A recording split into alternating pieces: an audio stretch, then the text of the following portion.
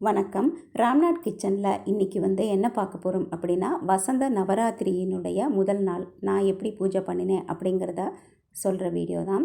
3 அம்பாள் நான் எடுத்துகிட்டு ஒரு அம்பாள் அரிசியில் வச்சுருக்கேன், தானியத்தில் வைக்கணுங்கிறதுக்காக. ஒரு அம்பாளை திரவிய தண்ணியில் வச்சுருக்கேன். அது அப்புறமா நான் சொல்கிறேன். இப்போது மங்கள ஆரத்திக்காக நான் வெத்தலை, பாக்கு, அக்ஷதை அரிசி, சந்தனம், குங்குமம் எடுத்து வச்சுருக்கேன். கண்டிப்பாக இது வைக்கணும். அப்புறம் சுண்டல், பொங்கல், நெய்வேத்தியத்துக்கு வாழைப்பழம் எடுத்து வச்சுருக்கேன். இது அரிசி, அக்ஷதை அரிசி, நெய் கலந்த அக்ஷதை அரிசி, கொஞ்சமாக பூக்களை நான் கலந்து வச்சுருக்கேன். வாசனையான பூக்களாக இருந்தால் சிறப்பு, இல்லை அப்படின்னா பரவாயில்ல. ஒரு நெய் தீபம் ஏற்றி வச்சுருக்கேன். ஒரு தாம்பாளத்தில் துவரம்பருப்பு பரப்பி அதில் 9 அகல் தீபம் திரி போட்டு ரெடியாக நான் வச்சுருக்கேன் ஆரத்திக்காக. ஏன்னா நவகிரகத்துக்கு அதி தேவதை அன்னை, அதனால் 9 தீபம் ஏற்றி வச்சுருக்கேன். இப்போ இந்த விசாலாட்சிக்கு கொஞ்சமாக துவரம்பருப்பு அடியில் வச்சுருக்கேன், அது மேலே தான் அம்பாளை வச்சுருக்கேன். இவங்க அரிசியில் இருக்காங்க லக்ஷ்மி, அதுக்கடுத்து கலசத்தில் இருக்காங்க ஒரு அம்மன், இவங்களும் லக்ஷ்மி தான். பார்வதியாக நினச்சி நாம் வச்சுக்கிறதா, சக்திங்கிறது ஒன்று தானே. மேலே பிள்ளையார், 2 பக்கமும் 2 தீபம் ஏற்றி வச்சுருக்கேன். கண்டிப்பாக இது ஏற்றணும். குலதெய்வத்தை நினச்சி வெத்தலை, பாக்கு, முதல் நாள் அப்படிங்கிறதுனால ஒரு எலுமிச்சம்பழம் 2 பேருக்குமே வச்சாச்சு. பிறந்த இடத்து குலதெய்வம், புகுந்த இடத்து குலதெய்வம். அப்புறம் பிள்ளையார் நம்ம எடுத்து வச்சுக்கணும். மேலே ஒரு பிள்ளையார் வச்சுருக்கேன், பக்கத்தில் ஒரு பிள்ளையார் வச்சுருக்கேன். அப்புறம் புக்கு முடிஞ்சால் தேவி பாகவதம் என்கிட்ட இருக்கிறதுனால நான் அதை கதைகளை தெரிஞ்சுக்கலாம் அப்படிங்கிறதுக்காக அதை எடுத்து வச்சுருக்கேன். இது சக்கரை பொங்கலுக்கு பார்த்திங்கன்னா கடலைப்பருப்பு, பாசிப்பருப்பு, முந்திரி, பாதாம், அரிசி, ஏலக்காய் சேர்த்து தித்திக்க அம்பாளுக்கு 4 வகை பருப்பு கலந்து செஞ்ச சக்கரை பொங்கலும் சுண்டலும் தான் இன்றைக்கி நான் எடுத்து வச்சுருக்கேன். அப்புறம் இந்த சொன்னேன் பாருங்கள், மங்கள ஆரத்தி அர்ச்சனையெல்லாம் முடிச்சுட்டு மங்கள ஆரத்தி கண்டிப்பாக காட்டணும். சகஸ்ரநாமம் இன்றைக்கி நான் நாமாவளியாக தான் சொன்னேன், பாராயணம் பண்ணலை.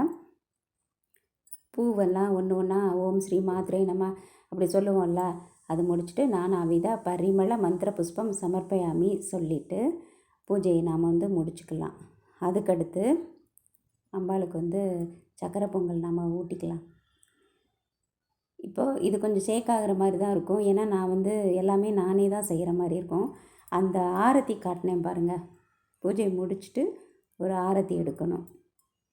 அதுக்கடுத்து அந்த நவகிரக ஆரத்தியும் நாம் எடுத்துக்கலாம். இப்போ இந்த கலசத்தில் தண்ணி வச்சுருக்கேன். தண்ணியில் சேர்க்க வேண்டிய திரவியங்கள் எல்லாம் சேர்த்துட்டு தேங்காவுக்கு பதிலாக நான் அம்பாளை வச்சுருக்கேன், வேறு ஒன்றும் இல்லை. இந்த நவராத்திரியை பொறுத்த வரைக்கும் ரொம்ப ரிலாக்ஸ்டாக தான் நாம் இருப்போம். ஏன்னா கெஸ்ட்டெல்லாம் ரொம்ப கம்மி தானே, லாஸ்ட் டே தான் நாம் கூப்பிடுவோம். அதனால் இதை அசைச்சிக்கலாம். அம்பாள் ரொம்ப ரிலாக்ஸாக இருப்பாங்களாம். இந்த 9 ஆரத்தியும் நாம் ஒரு அம்பாளுக்கு காட்டிட்டு பூஜையை நாம் முடிச்சுக்கலாம். இது சின்ன சின்ன விஷயந்தான். அந்த நாட்களில் சாரத நவராத்திரியில் கூட நம்ம அதெல்லாம் செய்ய முடியாது, ரொம்ப பிஸியாக இருப்போம், வேலையெல்லாம் நிறையா இருக்கும். இது அப்படி கிடையாது, நம்ம இஷ்டத்துக்கு நம்ம செஞ்சுக்கலாம். செவ்வாய்க்கிழமை அப்படிங்கிறதுனால துவரம்பருப்பு சேர்த்துட்டு ஏற்றிருக்கேன். இப்போ 9 தீபம் தான் ஏற்றணுமா அப்படின்னா அப்படி கிடையாது, 1, 2 அதெல்லாம் நம்மளோட விருப்பம்தான். நம்ம ரிலாக்ஸாக இருக்கிறதுனால நான் 9 தீபம் ஏற்றி வச்சுருக்கேன். ஒரு 5 நிமிஷம் எரிஞ்சால் கூட போதும். இந்த திரியெல்லாம் நாளைக்கு நாம் மாற்றிட்டு புது திரி தான் நாம் 2ஆம் நாள் செய்யும்போது அதை எடுத்துடணும். எண்ணெய் கூட பரவாயில்ல, சுத்தமாக இருந்தால் நாம் வச்சுக்கலாம். இப்படி தான் என்னோடய டே முதல் நாள் போச்சு. இந்த குட்டி வீடியோ உங்களுக்கு பிடிச்சிருக்குன்னு நினைக்கிறேன்.